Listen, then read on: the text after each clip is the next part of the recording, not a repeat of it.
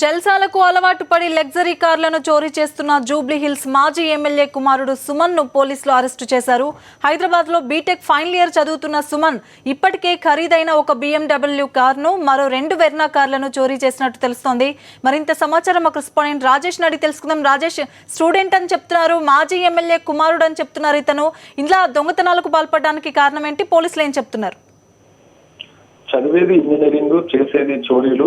చదువుతున్నట్లు వృత్తిగా చేస్తూనే మరో ప్రవృత్తి చోరీల బాట పట్టాడు. జలసాలకు అలవాటు పడి ఈ విధంగా చోరీలు చేస్తున్నట్లు పోలీసుల ఇంటరాగేషన్ లో వెల్లడైంది.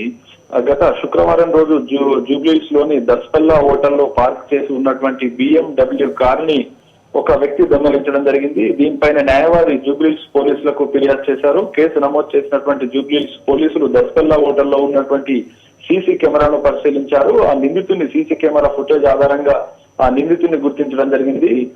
హోటల్స్ లలో ప్రముఖ హోటల్స్ కానీ పబ్బులు, క్లబ్బుల్లో పార్క్ చేసినటువంటి లగ్జరీ కార్లని, వాలే పార్కింగ్ లో ఉన్నటువంటి కార్లని ఆ సెక్యూరిటీ, అక్కడ ఎవరైతే సెక్యూరిటీ గార్డ్స్ ఉంటారో లేకపోతే వాచ్మెన్ ఉంటారో వారికి అనుమానం రాకుండా రాజేష్, ఈ అంశానికి సంబంధించి మళ్ళీ మిమ్మల్ని కాంటాక్ట్ చేశారు.